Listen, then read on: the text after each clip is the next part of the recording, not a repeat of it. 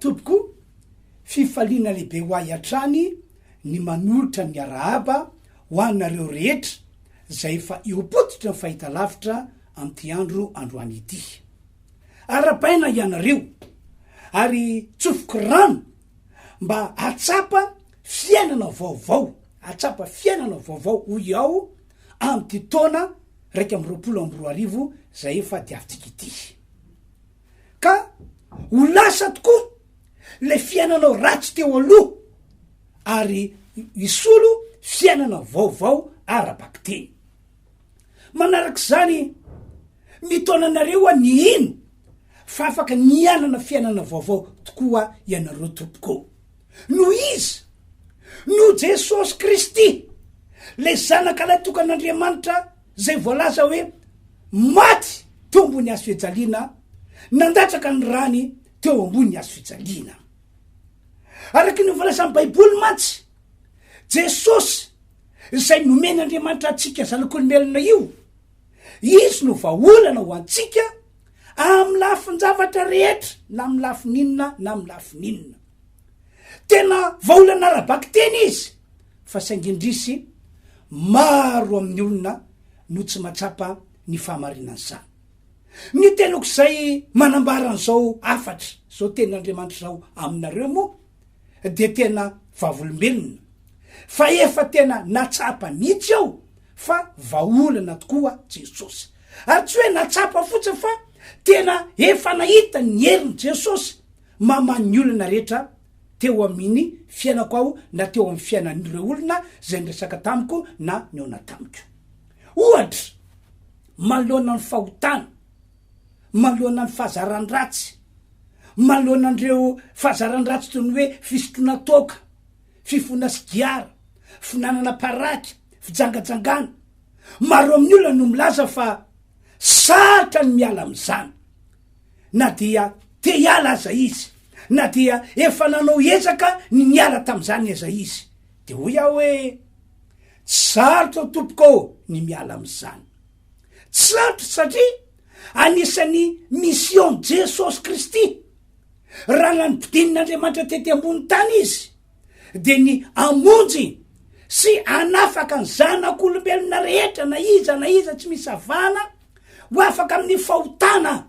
Zany no anisan'ny mission ny Jesosy raha tonga tety ambony tany. Hoy ny Baiboly any Matthieu 1:20 ka hiteraka zazalahy izy ary ny anarany ataonao hoe Jesosy fa izy no amonjy ny olony ho afaka amin'ny fahotana. Jesosy zany dia nampitondra ny anarana hoe Jesosy.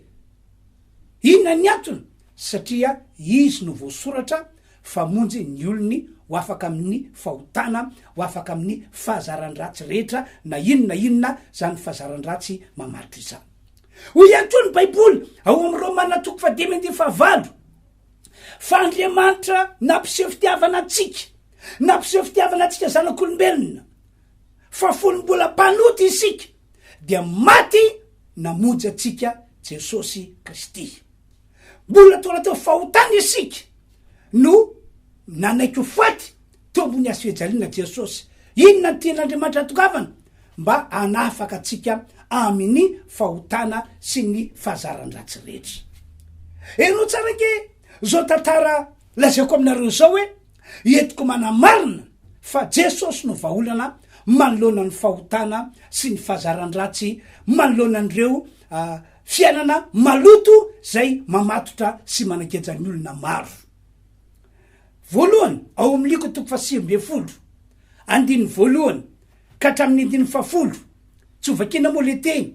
fa misy tantarana lehilahy anankiray Zakaiosy no anarana. Zany lehilahy zany de olona ratsy saina, ratsy toetra, ratsy fanahy, tsy haiko ihany koa zay fomba ilazana azy fa raha ny fijery azy tao amin'ny tanàna nisy azy io de olona efa tena maimbo mihitsy izy, efa tena mantsy natanteraka izy satria efa tsy zakany olona mihitsy ny zavatra ratsy nataony tam'izany andro zany. Mpamoretra ny asany, lehibe ny mpamoretra. De tamin'ny alalan'izany asany zany no netiny nampahoriana ny vahoaka teo amin'ny tanàna misy azy.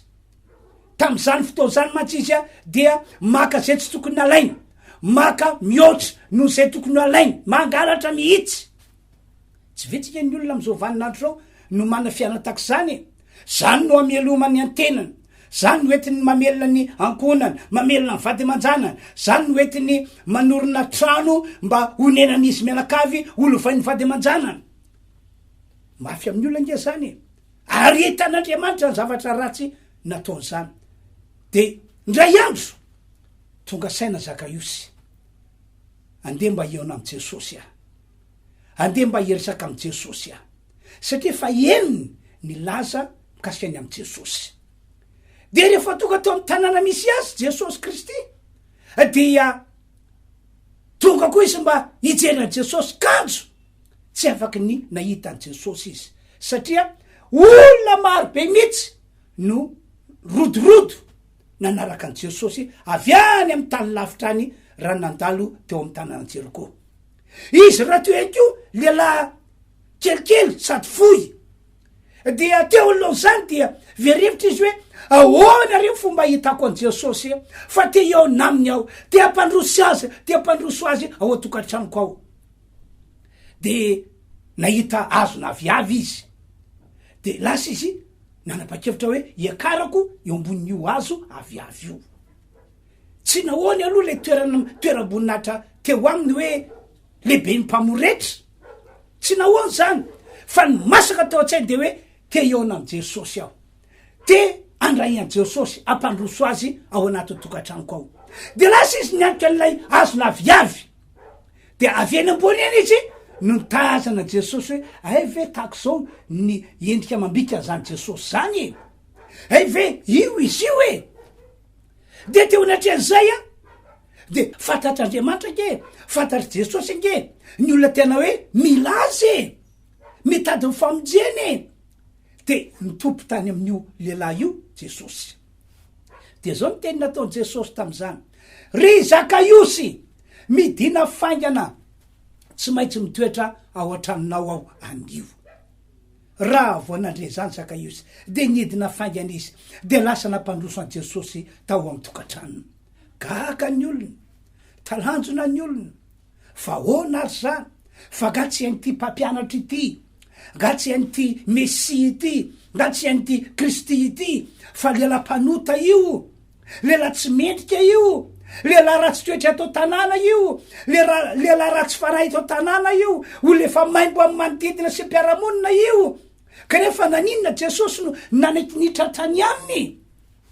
Tsy fantany matsy fa Jesosy tonga tety ambony tany, tsy hitady ny marina, tsy hitady ny olona madio, fa hitady ny mpanota, hitady ny olona maloto mba hovonjena, mba ho afahana amy zavatra ratsy zay mamatotra azy. Ka rehefa tonga tao Jesosy Kristy, dia zao ny zavatra magaga ny tranga, tena tsy takatry ny saina. Avy hatrany de niasa ny herin'Andriamanitra tsy toa, niasa teo amy Zakaiosy, no Jesosy zay nampandrosony tao an-trano. Inona zavatra aseho? Tenao ihany ity lehilahy ratsy toetra ity, ty lehilahy ratsy saina ity, nanapa-kevitra, tompo, niatsasako fananako amitiko ary omeko any malahelo. Zavatra olona rehetra nalaiko tamy fanapakana, onerako avy efa treny. De ahoana Jesosy? Anio no tonga ato am'ty tokantrano ity ny famonjeny, fa izy de taranaky Abrahama ihany ko. Nitranga ny fiovam-piainana, satria nahoana? Satria nino an' Jesosy izy, nandray an' Jesosy izy, nampandroso an' Jesosy izy. Zava-magaty ange zany riavana malaly. Zay moa vo zay moa tantarako aminareo fa be de be mihitsy re olona zay natsapa fiainana vaovao rehefa nampandroso an' Jesosy teo amin'ny fiainana. Ohatra ihany ko tantarana mpivady vo tamy faraparan'ny taona iny, faraparan'ny taona lasa teo, de nisy ramatoa anankiray zay nijoly vavolombelona tao fiangonana Refiandrora kely. Io ramatoa io miaraka fitantarana de tena mpisolo toka be mihitsy izy mivady, ary tsy mitsatra miady izy mivady. Le rakavadiny mamonjy fotoam-pavano ihany ko le ramatoa no nandray fitenenana joly vavolombelona.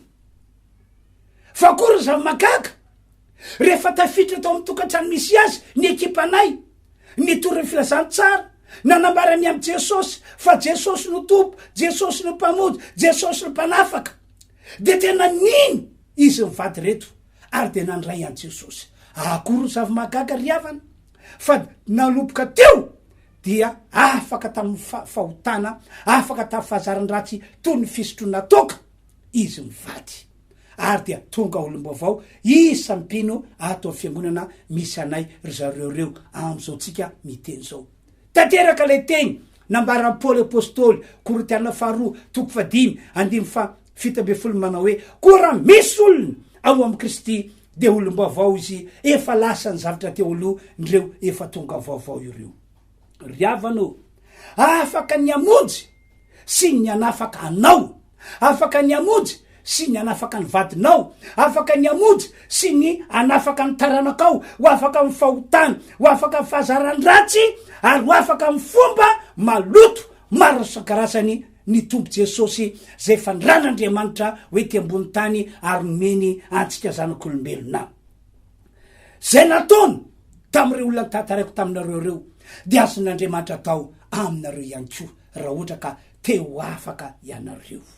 No zany de mitaonanareo ny ino amin'ny fo manontolo, ny anaiky ihany koa fa Jesosy no tompo sy mpamonjy ity zao tontolo zao ity ary vaolana ho antsika zanak'olombelona. Zay zany no dika ilay fidiron'ny vavolombelona nataoko teo. Ohatra ihany koa malonandreo olana de le olana matonga anao tsy manana fiadanana, tsy manana fitsarana, feny tepitepy lava, saika isan'andro dia ranomaso foana, ranomaso foana ny fiainanao, fisetona lava, famozam-po tsy misy fitsarana, zany no eninao sy tsapanao hoe manapaka ny fiainanao. Manoloana zany rehetra hitra zany satria efa tsy mahita vaolany intsony anao de izao aoko fantatrao fa Jesosy rery ihany koa no vaolana azo antoka indrindra mahafaka anao amin'ny olana, amin'ny tebiteby, am'ireo ranomaso, fatsompanentenana, fakivina, famozam-po zay fa mianjady eo amin'ny fiainanao. Ahoana Jesosy izy tenany mihitsy no teny Matteo 7:20 mankanesa ty ihany ko ianareo rehetra zay miasa fatratra sy mavesatretana fa izao no anomenareo fitsarana. Ijoro vavolombelona aminareo ao etiko manambara aminareo fa tena mpamaolana Jesosy Kristy ary vaolana amin'ny lafin-davatra rehetra. Le mandeha nisy renim-pianakaviana anankiray ny antsoa an-telefônina, pastera eto mambavaka ozy izy ny zanako fa ato amin'ny hôpitaly izao iteraka, de tsy tafitany mihitsy ny famoana le zaza, de nanapa-kevitra ny dokotera fa ny vaolana tsara indrindra ho azy dia izy ho didina. Ny olana tamin'izy reo rehefa de ity tsy te ho didina lay rakalakely etsan-dany ihany koa tsy ampy ny vola eo tanana kanefa tsy maintsy miroso am'izay. De zay ny antony tonga ny reniny zazava tova vehivavy bevoka io ny antsoa telefônina de napahirany io reniny eo zao ivavako anareo fa raha mety hoeto any amin'io zanako vavy io ny telefônina de ametro tanana izy fa za ivavaka sao de zao fa ivan'ny olana izy pastera efa on bloka bara tsy saiko moa zay filazany azy fa tsy afaka makantsony efa ny vadiny ho ao de omeo vadiny ary ny telefôniny de aloha zay telefônina vadiny de ny vadiny ametra tanana aminy fa Andriamanitra aman'ny olana misy. De fa lasa daholo zany reo tompony andratra mpikarakara, ny dokotera, ny infirmiera, ny infirmier sy zay fa andray atanana ny fandidina de lasa tany karakara ny fitaovana rehetra de nataoko ny vavaka vita ny amainina le dokotera nditra varavarana tonga de mipotsaka le zaza tokipo tsy nateny daholo ny rehetra tsy ho tantarako aminareo moa ny zavatra nitranga atao amin'ny hôpitaly tam'izay fotoana zay satria efa be de be nge mifanafody efa navoky efa namboarina sy ny sisa no manina hoe andidinan'lay vehivavy bevoka zay tsy mety mavoaka zazy fa de potsaka somatsara le zazy teraka somatsara izy nanao bravo Andriamanitra hoe tonga le nandrasana faly Andriamanitra hoe afaka namonjy an'ity vehivavy ity riavana malalo ny vany ny olana araky namarako ty tena nana olana lehibe ngery zareo e satria sady tsy te hodidina no tsy nanam-bola tsy ampy vola entina andidina ny zanany vavy kanefa dia zay zavatra nitranga zay ny zavatra ny seho tanteraka le tenin'ny baiboly any amin'ny salamo faina mifapolo andimy voalohany manao hoe mpamonjy mora azo indrindra amin'ny fahoriana Jesosy ny tompo Andriamanitra ny fantaniana petrako aminao fotsiny de zao manana olana ve ianao inona le olana manao ahoana fisehony de hoy aho hoe raha teo afaka ianao dia hitany famonjena lehibe sady magaga ataon'Andriamanitra satria Jesosy no vaolana ho antsika amin'ny lafin-javatra rehetra de mino an Jesosy ianao minosy maneke fa efa nanaiky toka vaolana ho anao Jesosy Kristy tamin'izy nandalo tety ambony tany ary marina ary atao amin'ny tanteraka le teny natao Jesosy Matthieu 7:20 andiny fa 7:20 lay fanambarako taminareo teo manao hoe mankanesa ty amiko ianareo rehetra zay miasa fatratra sy mavesatra entana fa izao no anomenareo fitsarana mpamonjy morazo indrindra manoloana ny olana rehetra misy Jesosy Kristy kasakasakao tsy ino an'izany asakasakao tsy etehitra am Jesosy tsy etehitra amin'Andriamanitra am'izao vaninandro misy atsika zao indrindra fa malona andreo karazana olana zay tsapanao hoe tena mampahory sy mampijaly ny fiainanao ohatra fa telo ihany koa ity amy karaza moa ny aretina misy eto ambonin'ny tany amy karazana misy am'ireny aretiny reny no sarotra sitranina na aretina tsy mety sitrana mihitsy fa voatery entina mandramaty zao nefa tiako ambara ain'Andriamanitra tsara ny fisiny zany aretina izany eo amin'ny fiainanao raha toka marary ianao no sandrindra no antony natokan'Andriamanitra tsy to le tompo zao rehetra zao le nahary antsika zanak'olombelona nanapa-kevitra fa anome fanasitranana mamaim-pona ho antsika zanak'olombelona izy fanasitranana tsy vidim-bola no omen'Andriamanitra antsika zanak'olombelona fasaingy zao fotsiny hoe fanasitranana miankina amin'ny finoana araky mivolazan'ny baiboly mantsy Jesosy le nampidin'Andriamanitra tety ambony tany le nomen'Andriamanitra antsika zanak'olombelona no nataon'Andriamanitra fanafody fanasitranana ny aretina rehetra na inona zany aretiny zany ahoana ho ny baiboly Asin'ny Apôstôly 10:30 zay nosoran'Andriamanitra tamin'ny fanahy masina sy ny hery Jesosy no nosoran'Andriamanitra tamin'ny fanahy masina sy ny hery nataon'Andriamanitra nandehandeha tety ambony tany nanoso ary nataon'Andriamanitra anasitrana ny marary sy zay rehetra azo ny heriny devoly ahoana ihany koa ny voalazan'ny baiboly Petera 2:2 ary dia kapoka tamin'i Jesosy no ho fanasitranana anareo Jesosy mantsy raha tonga tety ambony tany dia nokapohana no karavasina ary nikapoka ikaravasy nazao Jesosy iny no nataon'Andriamanitra fanafody fanasitranana ny olona rehetra marary na inona aretina mahazo azy ary raha madika ny voalazan'ny baiboly zao ianao dia mahita fa niasa tena nasongadiny Jesosy ange tamin'izy nandalo tety ambony tany dia niasa fanasitranana ny marary niasa fanafahana reo voafatotry ny herin'ny demonia zany ny tena asa nasongadiny mikasiny am'izay angamany andovakitsika ny Matthieu 10:20 de ny 9:20 toy zao voasoratra ary rao tsara akatramin'ny 9:30 ara niala teo Jesosy de nakany amoron'ny ranomasin'ny Galilea izy ary niaraka ary niakatra nakeo atenibohitra izy ka nipetraka teo ary nisy vahoaka betsaka nakeo aminy nitondra ny mandringa ny jambo ny mona ny clemainy ary maro hafa koa arao tsara voasoratra io a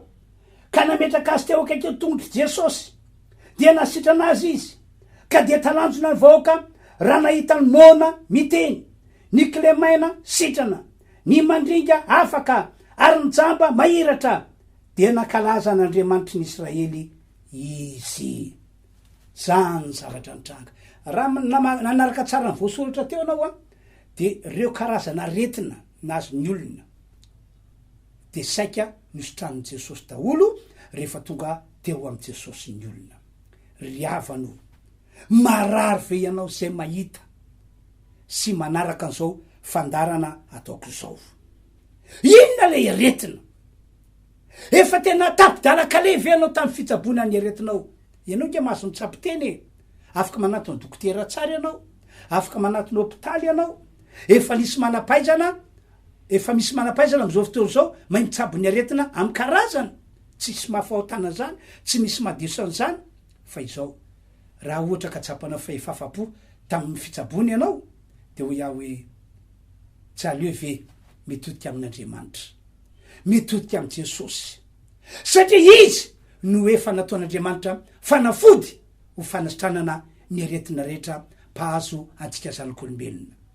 Izy no efa nataon'Andriamanitra fanafody ho fanasitranana maimaimpona antsika tsy vidimbola fa nitakin'Andriamanitra aminao dia ianao mino fa zany tokoa Jesosy Kristy, mino fa nataon'Andriamanitra ho fanafody ho fanasitranana ny aretintsika rehetra izy. Eto de manamafy amitsika fa tsy miova nge Andriamanitra riavany, tsy miova nge Jesosy, tsy miova nge zanak'Andriamanitra, tsy miova nge ny tenin'Andriamanitra, tena tsy miova arabaky teny mitsika izy. Vavolombelona zany ny tenako mbola manasitrana izy ary mbola manafaka izy malikitiny androany. Rehefa ve moa ivavako anareo aho, ivavako anareo zay marary satria azon'Andriamanitra sitranina ianao zay marary am'izao fotoana zao ka mandre an'izao afatra hitoko zao, azon'Andriamanitra sitranina na inona aretina masanao io. Be de be mihitsy reo olona say nandre ny toritena ataoko tako zao ny vita ny vavaka de sitrana izy. Tsaroko zao raha matoa anankiray zay efa nalemy teo amin'ny fitotoana teo eo, zay tra ny fitantarany tamin'ireo mpiara-miasa tamiko zay sendra tafiditra tao tokantranony satria nandeha niteny tokantrano reo mpiara-miasa amiko hitory teny, hitory filasantsara, hijory vavolombelona. Ka rehefa eniny hoe avy amin'ny fiangonana rify retondreto de falibe mihitsy lera matoa de teo lera matoa no nijory vavolombelona no tantarainy hoe zao izy izy a sitrana tamin'ny alalany vavaka io pastera io, pastera andrefy fa nalemy teo mpandrina nandrina fitoana teo eo izy. Ka raha vo nandre toriteny ao izy de tena niny fa afaka no sitrana androany de androany. De tam'izany ozy izy nasaina nametraka ny tanany teo amin'ny tenako ao de nivavaka izy vo vita ny amaina ozy izy a de sitrana ary zao hitanareo sitrana somatsaro zao. Akory ny afalin'ireo mpiara-miasa amiko raha nandre an'izany satria hitera matoty mihitsy no vavolombelona fa tena hoe mpanasitrana Andriamanitra ary tsy miova omaly sy anio ary mandrakizay. Riavano ry ianareo zay mahita sy mandre am'izao fotoana zao araky ny efa namarako tery aloha nataon'Andriamanitra vaolana amin'ny lafin-javatra rehetra Jesosy Kristy zanak'Andriamanitra lay tokana. Efa nataon'Andriamanitra vaolana, nataon'Andriamanitra vaolana ihany koa izy manoloana an'ireo ozina, karazana ozina zay tsapana hoe mbola mitatao sy mitambesitra eo amin'ny fiainanao. Tato ato moa ny tenako dia nilaza taminareo ny amin'ny fisina ozina, nambarako tam'izany ny fisina ozina mpitondra fantrana, ny fisina ozina tsy mavely teny,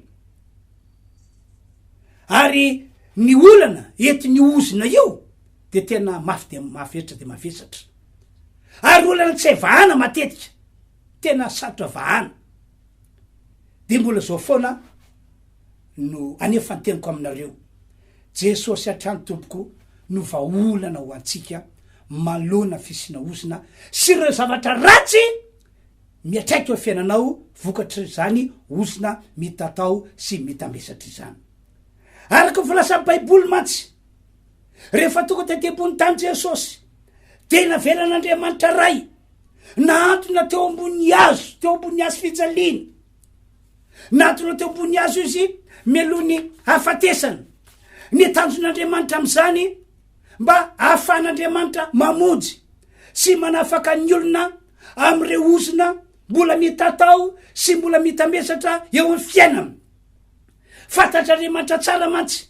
fa ny ozina tena mampahory tena mampijaly ary ny olana entin'ny ozina de olana tena tsy evahana mandavataona ary olana entina mandramaty mihitsy azy kanefa no fitiavan'Andriamanitra ny olona de nanapa-kevitr'Andriamanitra hoe ho afako am'izany ozona zany ny olombelona ary zany no antony tonga Jesosy nalefa tety ambony tany nampidinina tety ambony tany mba ahafan'Andriamanitra manafaka ny olona amin'ny ozona rehetra zay mpahazo ny olona izany de io fafatesa Jesosy teo ambony hazo fijaliana io tantarako aminareo fa mifony zava-miafina io Jesosy ake raha mpamaky baiboliny ianareo de mahita hoe efa impiry izy no kasain'ny fariseo ny sadoseo ny mpisorona ny mpanora-talàna ho samborina de ho vonoina hoe atosika hivarina any akady vonoina any ambadibadika tsy hitany olona maso any fa tsy naven'Andriamanitra ho tanteraka zany satria tsy maintsy ho faty any Jesosy fa saingy tsy natao faty amin'ny alalany zavatra tak zany fa raha maty Jesosy de natao faty eo ambony hazo fijaliana fa ny fafatesina eo ambony hazo fijaliana ihany matsy no vaolana ho an'ny olombelona malona ny ozina misy mitatao mitambesatra ihany koa Galatiana toko fatelo de fatelo ambin'ny folo moa de zay mihitsy voasoratra hoe tonga naantona teo ambony hazo Jesosy mba anafaka ny olona am'ireo ozina zay mahazo azy na inona karazan'zany ozina zany ary naviaza ny fototra natokavan'zany ozina zany no zany ny dingana voalohany sady lehibe indrindra omen'Andriamanitra anao raha teo afaka am'ireo ozina mbola misy mitatao mitambesatra eo amin'ny fiainanao eo amin'ny ankonanao ianao de tsotra ny finoana Jesosy ihany ny finoana fa efa naantona teo ambony hazo fijaliana Jesosy mifony zava-miafina ho iaho io fahafatesany Jesosy teo ambony hazo fijaliana io ary ny finoana ihany ko fa sitrak'Andriamanitra ny amonjy anao ny anafaka anao ho afaka amin'ny herina ozina sy ireo zavatra ratsy nentin'ny ozina teo aminao hatram'izay ka mandraky tia ny androany zay ny dikana voalohany fa ny dikana faharoa indray de ity tsy maintsy tapahana tsy maintsy foanana amin'ny anaran'i Jesosy ihany koa zany ozina izany zay voatapaka zay voafoana tahaka ny atao amin'ny olona marary efa nety Jesosy ny aretin'ny olona kanefa mba tonga ny olona marary mba ho sitrana dia atao ny fametra-tanana atao ny vavaka ny marary atao ny fahasorana diloilony marary de mitovy am'izany ihany ko mba tonga ny olona ho afaka amin'ny ozina de atao ny fanapana ny ozina atao ny fanafoanana ny ozina amin'ny anaran'i Jesosy Kristy tsy maintsy miroso am'izay dingana izay ianao ny tsy faneken'ny olona ny roso am'izay mantsy no mahatonga ny ozina mbola afaka ny anakery eo amin'ny fiainan'ny olona na de efa tonga ao am' Jesosy aza izy zany ihany no antony mahatonga olona be deabe am'izao vaninandro zao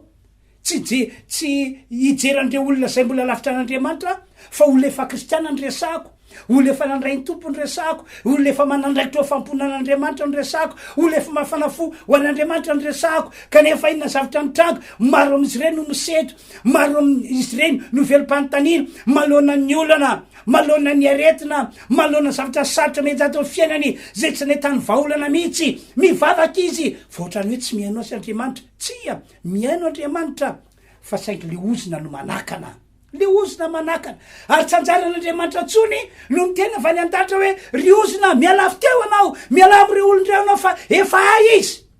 fa mila tapana ny ozina mila foanana ny ozina mila foana tanteraka reo karazana olana nentin'ny ozina ka mila miroso am'izay dingan'zainao. Ny teniko farany de ity manasanareo ny tenanay izay mpanompon'Andriamanitra amin'ny fiangonana Refiandriakely. Raha matsapy anao fa azon'Andriamanitra ampiasaina izahay sy ny fiangonana Refiandriakely ho famonjena anao manokana de tongava. Io voasoratra io ny fotoam-pivavahana zay ataonay. Io voasoratra io ihany koa laran'ny telefônina ahafahanao mifandray aminay. Tongava tompoko, andron'Andriamanitra ho anao zao ka za mangatakandro intsony. Ivavaka aritsika amarana an'izao fandarany zao de apetrao fatra misy marary anao tanana fa ivavako anareo ao. Malona ny olana apetrao amin'ny fonao tanana. Malona andreo fahotana fazaran-dratsy mamatotra apetrao eo amin'ny fonao ihany koa ny tanana. Malona ny ozona apetrao eo amin'ny fonao ihany koa ny tanana. Ivavaka tsika. Tompo, lehibe ny fahasoavanao. Misotranao zahay tamin'ity androany ity. Fa afaka nanambarany sitraponao ny mpanomponao androany. Misotranao ny am'ireo olonareo zay inoko fa efa tonga ny amin'ny fandraponao lehibe. Ka anio no androm-pamonjena. Anio no androm-pakasitrahana ho azy ireo. Amin'ny anaran'i Jesosy ho afanao Andriamanitra olonareo. Mandidy ny fanaratsy mpamatotra ny olona amin'ny fahotana sy fahazaran-dratsy miala amin'ny anaran'i Jesosy. Ka io vao tonga olombavao reo olonareo. Malona ny olana misy amin'ny anaran'i Jesosy tololoko ho tanteraka teny soratra masina fa azo fitsarana ny reo olonareo amin'ny androandroany ity no Jesosy Kristy sy ny azo fijaliana. Ho andreo olona zay marary, sy tranoko ny marary, na inona retina, heriny, zavatra manjo azy, tidina amin'ny anaran'i Jesosy, miala ny aretina, miala tanteraka, ary malona andreo ozina, tapahany zany, foanako zany, na inona karazana ozina, tapahako sy foanako amin'ny anaran'i Jesosy. Misaotra raha eo, omenanao ny tera sy ny aja ary ny voninahitra anio ampitso ary mandrakizay amin'ny anaran'i Jesosy no anaovana zany vavaka zany. Amen. De manao mandram-piona veloma tompoko.